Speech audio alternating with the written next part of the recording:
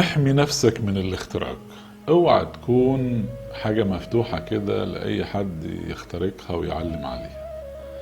أول ما تصحى الصبح، تمام، بعد ما تصلي، أو يعني لو ما بتصليش براحتك، بس أكيد لو صليت هيبقى أحسن بكتير. دي أول حاجة فيها بروتكشن. تخيل نفسك في فقاعة من الألماس.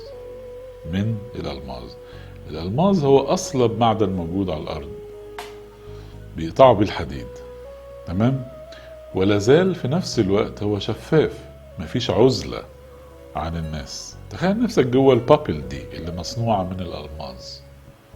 لو جه حد يخترقك، هو هيصطدم قبل ما يوصلك بالفقاعة الألماس الصلبة دي، وهيقع بره حدودك. فبالتالي ما ينفعش أي حد يخترق ويأثر عليك. على قد ما هتتخيل وتتأمل بأن انت جوه الفقاعة دي قبل ما تبتدي يومك، يعني وتحس ان تشوفها فعلا بعينك في خيالك، على قد ما هتكون القوة ان هي تحميك من الطاقات السلبية اللي ممكن تتعرض ليها خلال يومك.